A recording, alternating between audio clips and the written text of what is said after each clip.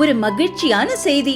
இதயம் நல்லெண்ணெயின் விலை லிட்டருக்கு ரூபாய் 105 குறைஞ்சிருக்கு. செப்டம்பர் 2023ல 1 லிட்டர் இதயம் நல்லெண்ணெயின் அதிகபட்ச விலை ரூபாய் 503. ஆனா இப்ப 1 லிட்டர் இதயம் நல்லெண்ணெயின் விலை ரூபாய் 398 மட்டும்தான் தமிழ்நாட்டுல. அப்ப இனிமே எல்லாரும் இதயம் நல்லெண்ணெய் வாங்கலாம் இல்ல? வணக்கம். செய்திச் சுருக்கம். 3 இல்ல 30 மொழி கூட கற்றுக்கொள்ளுங்கள், ஆனால் தமிழகத்தை விட்டுவிடுங்கள். ஸ்டாலின் வேண்டுகோள். திமுக தலைவர் ஸ்டாலின் தொடர்ந்து தனது கட்சி தொண்டர்களுக்கு கடிதம் எழுதி வருகிறார். அதன்படி அவர் எழுதியுள்ள 7வது மடலில் கூறியிருப்பதாவது: தமிழகத்துக்கு எதுவும் கிடைத்துவிடக்கூடாது, எதுவும் தந்துவிடக்கூடாது என்று சதி செயலை பாஜக செய்கிறது. அரசியலாக மட்டுமல்ல, அக்கறையால் கூட தமிழகத்துக்கு எதையும் செய்துவிடக்கூடாது என்று நினைக்கிறார்கள். அதற்கு காரணம், தமிழகத்தை அவர்கள் தீண்டத்தகாத மாநிலமாக பார்க்கிறார்கள்.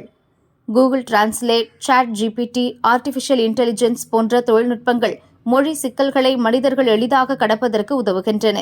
ஒரு மொழியில் உள்ள ஒலிப்பதிவை மற்றொரு மொழியில் மாற்றம் செய்து கொள்ளும் வசதிகளும் உருவாக்கிவிட்டன. ஒவ்வொரு மொழிக்கும் தேவையான தொழில்நுட்பத்தை கற்றுக்கொள்வதுதான் மாணவர்களின் எதிர்காலத்திற்கு மிகுந்த பயனளிக்கும். அதற்கு பதிலாக ஒவ்வொரு மொழியையும் மாணவர்களிடம் திணிக்க முயற்சிப்பது அவர்களுக்கு சுமையாகவே அமையும். அறிவியலை புறக்கணிக்கும் கட்சியான பாஜகவும் அதன் நிர்வாகிகளும் மொழி திணிப்பை கட்டாயமாக்குகிறார்கள். ஒருவர் விரும்புகிற எந்த மொழிக்கும் நாங்கள் எதிரிகள் அல்ல, எந்த மொழியையும் எங்கள் மீது திணிக்காதீர்கள் என்பதைத்தான் அன்று முதல் இன்று வரை தெளிவாக சொல்கிறோம். தமிழக அரசின் பாடத்திட்டத்தின் கீழ் செயல்படும் ஆயிரக்கணக்கான தனியார் பள்ளிகள் எதிலும் மும்மொழி திட்டம் கிடையாது. ஹிந்தி மொழி என்பது கட்டாயமும் இல்லை. அந்த மொழியில் தேர்வு நடத்தப்படுவதும் இல்லை. பாஜக ஆளும் மாநிலங்களில் 3 இல்லை 30 மொழி கூட கற்றுத்தாருங்கள், தமிழகத்தை விட்டுவிடுங்கள். நாங்கள் கேட்பதெல்லாம் ஹிந்தி திணிப்பை நிறுத்துங்கள் என்பதைத்தான். வட இந்தியர்கள் தமிழோ அல்லது வேறு எந்த தென்னிந்திய மொழியையோ கற்க நாங்கள் வலியுறுத்தியதே இல்லை. தமிழகத்தில் தற்போது ஓடும் ரயில்களுக்கு கூட ஹிந்தி, சமஸ்கிருத பெயர்களை வைப்பவர்கள் மத்திய பாஜக ஆட்சியாளர்கள். தமிழையும் பிற மொழிகளையும் அழிப்பதுதான் அவர்களின் ரகசிய திட்டம். அதை வெளிப்படையாக எதிர்க்கும் வலிமை கொண்டதுதான் திமுக என முதல்வர் ஸ்டாலின் கூறியுள்ளார். தென் மாவட்ட பேருந்துகள் இனி கிளாம்பாக்கம் வரை மட்டுமே இயக்கம். தாம்பரம் சாலையில் காலை மற்றும் மாலை நேரங்களிலும் பீக் ஹவர்ஸ் எனப்படும் அதிவாகன போக்குவரத்து இருக்கும் நேரங்களிலும் கடுமையான போக்குவரத்து நெரிசல் ஏற்படுகிறது. இதனால் வேலைக்கு செல்வோர் மற்றும் கல்லூரி, பள்ளி மாணவர்கள் பெரும் சிரமத்திற்கு உள்ளாகின்றனர். சில நேரங்களில் ஆம்புலன்ஸ் செல்லக்கூட வழி கிடைப்பது இல்லை என கூறப்படுகிறது. இதன் காரணமாக தாம்பரத்தில் ஏற்படும் போக்குவரத்து நெரிசலை குறைக்கும் பொருட்டு சென்னை மாநகர போக்குவரத்து கழகம் முக்கிய முடிவு எடுத்துள்ளது. அதன்படி தென் மாவட்டங்களில் இருந்து வரும் பேருந்துகள் இனி கிளாம்பாக்கம் வரை இயக்கப்படும் என்ற புதிய நடைமுறை இன்று முதல் அமலுக்கு வந்தது. இதனை அடுத்து தாம்பரம் வரை இயக்கப்பட்டு வந்த தென் மாவட்ட பேருந்துகள் இனி கிளாம்பாக்கம் கலைஞர் நூற்றாண்டு பேருந்து முனையம் வரை மட்டுமே இயக்கப்படும். கிளாம்பாக்கம் பேருந்து முனையத்திலிருந்து சென்னையின் பல்வேறு பகுதிகளுக்கு மாநகர போக்குவரத்து கழகத்தில் தற்பொழுது 80 வழித்தடங்களில் 589 பேருந்துகள், 3795 பயண நடைகள் இயக்கப்பட்டு வருவதுடன் கூடுதலாக 104 பேருந்துகள், 816 பயண நடைகள் இயக்க நடவடிக்கை எடுக்கப்பட்டுள்ளது. பயணிகள் மாநகர போக்குவரத்து சேவையை பயன்படுத்திக் கொள்ளுமாறு கூறப்பட்டுள்ளது.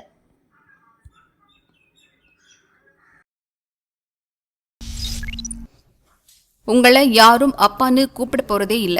நாட்டில் இதுதான் பிரச்சனையா?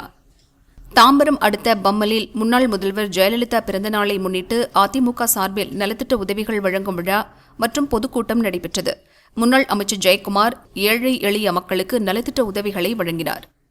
கூவம் எங்க இருக்குது, காவிரி நீர் எங்க இருக்கு? கூவம் சாக்கடையெல்லாம் காவிரி நீர் இருக்குது.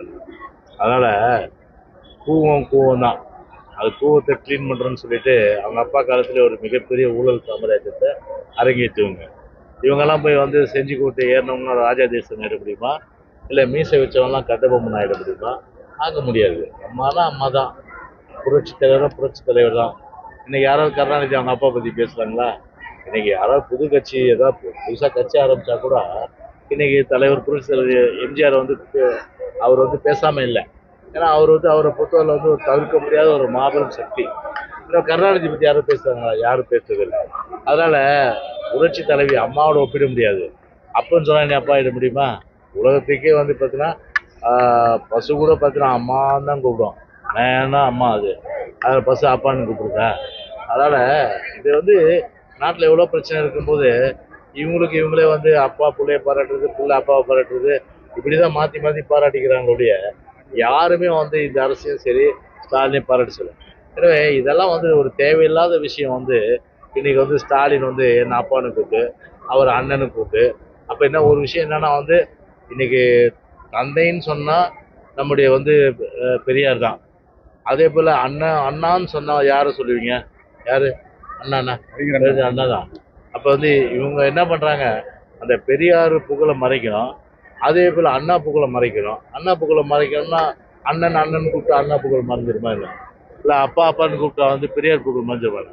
எனவே இது பெரியார் புகழை வந்து அண்ணா புகழை வந்து மறைப்பதற்கு எல்லாமே வந்து இவங்க தான் அண்ணன், இவங்க தான் வந்து அப்பான்ற மாதிரி ஒரு பிம்பத்தை ஏற்படுத்துறாங்க. எவனோ தமிழ்நாட்டு மக்கள் எவங்களும் இவங்களை போய் அண்ணனும் கூப்பிட போதில்லை, அப்பனும் கூப்பிடுறதில்ல. அவங்களுக்கு அப்பா இருக்காங்க, அவங்களுக்கு அண்ணன் இருக்காங்க. என்னென்ன செய்தார் கருணாநிதி? பழசை தோண்டி எடுத்து பாஜக கிழி.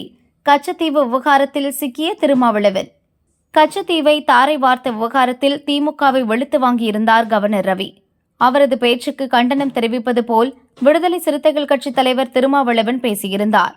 திருமாவளவனுக்கு பதிலடி கொடுத்த பாஜக மாநில பொருளாளர் எஸ்.ஆர். சேகர், உங்களுக்கு லோக்கல் பிரச்சனையே தலைக்கு மேல் இருக்கும்போது இன்டர்நேஷனல் பிரச்சனைக்கு அட்வைஸா என்று சாடியுள்ளார். எஸ்.ஆர். சேகர் வெளியிட்ட அறிக்கை. கச்சத்தீவை மீட்டுத் தர வேண்டிய இடத்தில் மத்திய அரசு உள்ளது என்கிறார் திருமாவளவன். தனக்கு தேவையான நேரத்தில் ஒன்றிய அரசு என்றும் தேவையான நேரத்தில் மத்திய அரசு என்றும் அழைப்பதில் திருமாவளவன் வல்லவர்தான். அவர் கூறிய கருத்தில் நானும் உடன்படுகிறேன். ஆனால் அதற்கு முன்னர் எந்த அரசின் கேலி கூத்துகளால் கச்சத்தீவு தாரை வார்க்கப்பட்டது என்ற உண்மையை அழுத்தம் திருத்தமாக திருமாவளவன் கூற வேண்டும். எந்த கள்ள கூட்டணி தமிழர் நலனை அழிக்க வேண்டும் என்று திட்டமிட்டு கச்சத்தீவை தாரை வார்த்தது என்பதை பகிரங்கமாக சொல்லி மக்கள் மன்றத்தில் மன்னிப்பு கேட்க வேண்டும். கச்சத்தீவு விவகாரத்தில் மாநில அரசு மீது தவறு என்று கவர்னர் நாடகமாடுவதாக கூறுகிறார் திருமாவளவன். அவரும் ஒரு வழக்கறிஞர் என்பதால் பெருவாரி வழக்கை ஞாபகப்படுத்த விரும்புகிறேன். வெறும் 9 சதுர மைல் கொண்ட பெருவாரி கிராமத்தை கிழக்கு பாகிஸ்தானுக்கு தாரை வார்க்க நேரு முடிவு செய்தபோது அதே காங்கிரஸ் கட்சி சார்ந்த மேற்குவங்க முதல்வர் பிதன் சந்திரா ராய் எத்தகைய சட்ட போராட்டத்தை நடத்தினார் என்பது திருமாவுக்கு தெரியாதா? ஒரு அங்குல நிலத்தை விட்டுக் கொடுக்க வேண்டும் என்றாலும் பாராளுமன்றத்தின் 2 சபைகளிலும் 3/2 பங்கு பெரும்பான்மையால் ஏற்றுக்கொள்ளப்பட்ட ஒரு சட்ட திருத்தம் மூலமாக மட்டுமே முடியும்.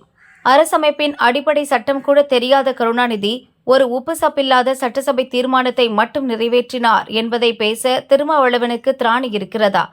யாருடைய காலை பிடித்து தொங்க சுப்ரீம் கோர்ட்டில் போராடாமல் சட்டசபை தீர்மானத்தோடு கருணாநிதி நின்றுவிட்டார் என்பதை திருமாவளவன் விளக்குவாரா? முதலில் விசிக கொடியை கூட கட்ட விடாமல் யார் தடுக்கிறார்கள் என்ற லோக்கல் பிரச்சனையை திருமாவளவன் பேசட்டும். பிறகு இன்டர்நேஷனல் விஷயங்களில் கவர்னருக்கு அட்வைஸ் கொடுக்கலாம் என்று எஸ்.ஆர். சேகர் சாடியுள்ளார். சீமான் விவகாரத்துக்கு எண்டு கார்டு. நடிகை வெளியிட்ட பரபரப்பு வீடியோ. இரவோடு இரவாக 10 கோடி ரூபாய். நாம் தமிழர் கட்சி தலைமை ஒருங்கிணைப்பாளர் சீமான் தன்னை திருமணம் செய்து கொள்வதாக பாலியல் உறவு வைத்து பிறகு ஏமாற்றியதாக நடிகை விஜயலட்சுமி சென்னை வளசரவாக்கம் போலீசில் புகார் அளித்திருந்தார். நீண்ட காலமாக நிலுவையில் இருந்த இந்த வழக்கை முடித்து வைக்க வேண்டும் என்று கூறி சென்னை ஹைகோர்ட்டில் சீமான் வழக்கு தொடுத்தார்.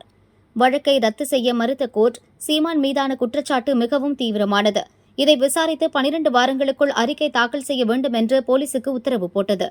உடனே சீமானுக்கு சம்மன் அனுப்பி போலீசார் விசாரித்தனர். இதற்கிடையே தன் மீதான விசாரணைக்கு தடை விதிக்க கோரி சுப்ரீம் கோர்ட்டில் சீமான் மனு தாக்கல் செய்தார். போலீஸ் விசாரணைக்கு இடைக்கால தடை விதித்த சுப்ரீம் கோர்ட் 2 மாதத்துக்கு விசாரணையை ஒத்திவைத்தது. இடைப்பட்ட காலத்தில் நடிகைக்கு இழப்பீடு வழங்க வேண்டும், பேச்சுவார்த்தை நடத்தி பிரச்சினைக்கு தீர்வு காண வேண்டும் என்று சுப்ரீம் கோர்ட் உத்தரவிட்டது. 2 வாரமாக கடும் நெருக்கடியை சந்தித்து வந்த சீமானுக்கு இது மிகப்பெரிய நிவாரணமாக பார்க்கப்பட்டது. இந்நிலையில் சுப்ரீம் கோர்ட் உத்தரவு தொடர்பாக பாதிக்கப்பட்ட நடிகை பரபரப்பு வீடியோவை வெளியிட்டுள்ளார். நேற்று உச்சநீதிமன்றத்தில் என்ன ஆச்சு அப்படின்றது நான் மீடியாவுக்கு சொல்லணும்னு விருப்பப்பட்டேன். மீடியா வாயிலாக தமிழ்நாடு மக்களுக்கும் சொல்லணும் அப்படின்னு நான் விருப்பப்பட்டேன். ஏன்னா நேற்று வந்திருக்கிற தீர்ப்பு பிரகாரம் செட்டில்மெண்ட் அப்படின்னு சொன்னோன்னே இதுக்குள்ளே எல்லாரும் எழுத ஆரம்பிச்சிருவாங்க. விஜயலட்சுமிக்கு இரவோட இரவா சீமான் 10 கோடி செட்டில்மெண்ட் பண்ணிட்டாரு பாருங்கள், ஈழத்தமிழர்களோட கஷ்டப்பட்ட காசெல்லாம் போய் அவளுக்கு தான் கொட்டிகிட்ருக்காங்க அப்படின்னு சொல்லிட்டு அபாண்டமாக என் மேலே பழியை சுமக்க ஆரம்பிச்சிருவாங்க. அதனால நான் ஒரு கிளாரிஃபிகேஷன் கொடுத்துட்றேன். நேற்று உச்சநீதிமன்றத்தில் போய் சீமான் ஒரு வழக்கு கொடுத்தாரு இல்லையா? சென்னை உயர்நீதிமன்றத்தில் எஃப்ஐஆரை குவாஷ் பண்ண சொல்லி சீமான் வழக்கு கொடுத்த போது காவல்துறை தரப்பில் ஒரு லாயர் என் சார்பாக வாதாடி, அதாவது அவங்க பாதிக்கப்பட்டிருக்கிறாங்க அப்படின்லாம் எக்ஸ்பிளைன் பண்ணி அப்புறம் தானே நீதிபதி அதுக்கு ஒரு உத்தரவு கொடுத்தாரு, அதை போய் என்னென்னு பாருங்கள் அப்படின்னு சொல்லிட்டு. அதே மாதிரி உச்சநீதிமன்றத்தில் நேற்று சீமான் வழக்கு வரும்போது ஏன் சார்பாக யாராவது போய் பாருங்கள் இந்த பொண்ணு இந்த மாதிரி பாதிக்கப்பட்டிருக்குது, சும்மாலாம் வந்து அந்த பொண்ணு வழக்கு கொடுக்கல, மதுரை செல்வம்ன்றவங்களெல்லாம் வச்சு டார்ச்சர் பண்ணி அதை ரொம்ப துன்பப்படுத்தியிருக்காங்க, அது சாக போயிருக்குது, நேற்று வரைக்கும் அவளை அந்த பொண்ணை பாலியல் தொழிலாளின்லாம் சொல்கிறாங்க அப்படின்னு ஏன் சார்பாக யாராவது ஒருத்தர் போய் உச்சநீதிமன்றத்தில் சொல்லியிருந்துருக்கணுமா இல்லையா? சொல்லலை. கவனிச்சிங்களா? அப்போ என்னாச்சு அப்படின்னா சீமான் அவரை வச்ச கோரிக்கையை வந்து அவங்க ஏற்று அவங்க வந்து இப்போ ஜட்ஜ்மெண்ட் கொடுத்துருக்காங்க. இப்போ நான் என்ன கேட்குறேன் அப்படின்னா, நான் ஏதோ சீமான்கிட்ட பேசிட்டா உடனே பார்த்தீங்கன்னா காஸ்கா படுறான்னு எல்லாரும் உட்காந்து கத்துறீங்களே. நேற்று வந்து ஏன் சார்பாக யாருமே போய் உச்சநீதிமன்றத்தில் எனக்காக போராடலை? இந்த கேள்வி கேட்கும்போது நான் எல்லாருக்கும் என்ன புரிய வைக்கிறேன் அப்படின்னா, முந்தா நேற்று நான் வந்து கதறி அழுதேன் இல்லையா? ஏன் அழுதேன்னா, எனக்கு எந்த நீதியும் கிடைக்காது, எனக்கு எந்த நியாயமும் கிடைக்காது, இந்த கேஸில் கிடைக்கவும் விட மாட்டாங்க அப்படின்றது நான் தெரிஞ்சுக்கிட்டேன். ஓகே, ஸோ இதை தாண்டி நான் போய் எந்த போராட்டமும் பண்ணிக்கிட்டு நான் எந்த ஒரு இதுவும் நான் பண்ணிக்கவே மாட்டேன். ஏன்னா யாரும் சீமானுக்கு வந்து பாவம் அந்த பொண்ணு கஷ்டப்பட்டுட்ருக்கு, அந்த பொண்ணோட சாபத்தை கட்டிக்காத அப்படின்னு யாரும் சொல்லிட்டல. எல்லாரும் அடுத்ததாக அவளை எவ்வளோ முடியுமோ அசிங்கப்படுத்து, அவளை எவ்வளோ முடியுமோ கொச்சப்படுத்து அப்படின்னு அந்த ரூட்டு தான் எடுத்துகிட்டு போயிட்டுருக்கறனால அந்த அசிங்கத்துக்குள்ளெல்லாம் இறங்கி நான் வந்து போராடணுன்ற அவசியம் எனக்கு கிடையாது. ஓகே, ஸோ இது வரைக்கும் மக்கள் எனக்கு கொடுத்த ஆதரவுக்கு மக்களெல்லாம் புரிஞ்சுக்குவாங்க. விஜயலட்சுமி இப்போ கூட ஏமாற்றப்பட்டிருக்காங்கல்ல அப்படின்னு மக்கள் புரிஞ்சுக்குவாங்க, மீடியாவும் புரிஞ்சுக்குவாங்க, எல்லாரும் புரிஞ்சுக்குவாங்க. ஸோ நீங்கள் எல்லாரும் எனக்கு கொடுத்த ஆதரவுக்கு நான் ரொம்ப நன்றி தெரிவிச்சுக்கிறேன். வணக்கம். தரிசன டிக்கெட் இருந்தால் மட்டுமே திருமலையில் அறைகள் ஒதுக்கீடு. திருமலை திருப்பதியில் பக்தர்கள் தங்குவதற்காக மொத்தம் 7500 அறைகள் உள்ளது. இதில் 3500 அறைகள் CRE அலுவலகத்திலிருந்து நேரடியாக வரும் பக்தர்களுக்கு ஆதார் எண் அடிப்படையில் வழங்கப்படுகின்றன. 1580 அறைகள் ஆன்லைனில் வெளியிடப்பட்டு முன்பதிவு செய்வதற்கும் 400 அறைகள் நன்கொடையாளர்களுக்கும் ஒதுக்கப்படுகின்றன. 450 அறைகள் வருகை பதிவுக்கு உட்பட்டவையாக வழங்கப்படுகின்றன. மீதமுள்ள 1070 அறைகள் நேரடியாக வரும் VIP பக்தர்களுக்கு வழங்கப்படுகின்றன. இந்நிலையில் VIPக்களுக்கு அறைகள் ஒதுக்குவதற்கான புதிய கொள்கையை தேவஸ்தானம் அமல்படுத்தியுள்ளது. அதன்படி தரிசன டிக்கெட்டுகள் உள்ள VIP பக்தர்களுக்கு மட்டுமே தங்குமிடம் வழங்கப்படுகிறது. இந்த டிக்கெட்டுகளை பத்மாவதி விசாரணை மையம், MBC மற்றும் DPC கவுண்டரில் இருந்து பெற வேண்டும். இந்த கவுண்டர்களில் தரிசன டிக்கெட்டுடன் ஆதார் அட்டை கட்டாயமாக்கப்பட்டுள்ளது. கடந்த காலங்களில் சில புரோக்கர்கள் ஆதார் அட்டையை பயன்படுத்தி VIP அறைகளை புக் செய்து தங்களது கட்டுப்பாட்டில் வைத்திருந்தனர். VIP அறைகளை 48 மணி நேரம் வரை பயன்படுத்தலாம் என்பதால் புரோக்கர்கள் அவற்றை 2 அல்லது 3 பக்தர்களுக்கு வழங்கி பணம் சம்பாதித்தனர். தற்போது தரிசன டிக்கெட்டுகள் உள்ளவர்களுக்கு மட்டுமே ஒதுக்கப்படுகிறது. எனவே தரிசனத்திற்கு பிறகு பக்தர்கள் உடனடியாக அறைகளை காலி செய்வதால் மற்றொரு அரை மணி நேரத்திற்குள் மற்றவர்களுக்கு ஒதுக்கப்படுகிறது. இதனால் தேவஸ்தானத்திற்கு வருமானமும் அதிகரித்துள்ளதாக அதிகாரிகள் தெரிவித்துள்ளனர். திருமலையில் விளையாடிய 4 வயது சிறுமி கடத்தல், பெண் தூய்மை பணியாளர் துணிகரம். திருப்பதி ஏழுமலையான் கோயில் அருகே சாமி படங்கள், கயிறுகள் உள்ளிட்ட பொருட்களை விற்பனை செய்பவர் நரசிம்மலு குடும்பத்துடன் திருமலையில் தங்கி வியாபாரம் செய்கிறார். நேற்று வழக்கம் போல கோயில் அருகே நரசிம்மலு வியாபாரம் செய்து கொண்டிருந்தார். அவருடன் 4 வயது மகள் தீட்சிதாவும் இருந்தார். வியாபாரம் பிஸியாக இருந்த நிலையில் அருகில் விளையாடிக் கொண்டிருந்த தீட்சிதா திடீரென மாயமானார். சுற்றியுள்ள இடங்களில் மகளை தேடியும் கிடைக்காததால் நரசிம்மலு திருமலை போலீசில் புகார் அளித்தார். போலீசார் திருமலையில் இருக்கும் CCTVகளை ஆய்வு செய்தனர். ஒரு வயதான பெண் சிறுமியை தூக்கிக் கொண்டு திருப்பதி செல்லும் ஆந்திர அரசு பஸ்ஸில் ஏறிச் சென்றது தெரிந்தது. அந்த பெண்ணின் போட்டோவை வைத்து திருப்பதி முழுவதும் போலீசார் தேடினர். தொடர் விசாரணையில் சிறுமியை கடத்திய பெண் திருமலையில் ஒப்பந்த தூய்மை பணியாளராக பணிபுரியும் நாக வெங்கடராமம்மா என அடையாளம் கண்டனர். திருப்பதி பெத்தகாப்பு லேஅவுட்டில் உள்ள அவரது வீட்டிற்கு சென்ற போலீசார் சிறுமியை மீட்டு நாக வெங்கடராமம்மாவை கைது செய்தனர். சிறுமி தீட்சிதாவை அவளது பெற்றோரிடம் ஒப்படைத்தனர். சிறுமியை கடத்தியதற்கான நோக்கம் குறித்து நாக வெங்கடராமம்மாவிடம் போலீசார் விசாரிக்கின்றனர். துரிதமாக செயல்பட்ட போலீசாரை திருப்பதி SP ஹர்ஷவரதராஜு பாராட்டினார். ஐயா வைகுண்டர் அவதார தின விழா திருச்செந்தூரில் சூரிய உதய வழிபாடு. திருச்செந்தூர் கடற்கரையில் உள்ள ஐயா வைகுண்டர் அவதார பதியில் வைகுண்டரின் 193வது அவதார தின விழா கோலாகலமாக கொண்டாடப்படுகிறது. அதிகாலை 3 மணி முதல் ஐயாவுக்கு தாலாட்டு பாடுதல், அபயம் பாடுதல், பள்ளி உணர்த்தல் உள்ளிட்ட பணிவிடைகள் நடந்தது. தொடர்ந்து பள்ளிக்கரையில் உள்ள பணிவிடை பொருட்களுக்கு கடல் பதமிடுதல் நிகழ்வு நடைபெற்றது. அப்போது அங்கு திரண்டிருந்த பல்லாயிரக்கணக்கான பக்தர்கள் ஐயா சிவசிவ ஹரஹர என்ற கோஷத்துடன் சூரிய உதயத்தை வைகுண்டர் அவதரித்ததாக கருதி மலர்கள் தூவி வழிபட்டனர். தொடர்ந்து கோயில் நடை திறக்கப்பட்டு அவதார விழா பணிவிடை, உகம் பெருக்குதல், அன்னதானம் நடந்தது.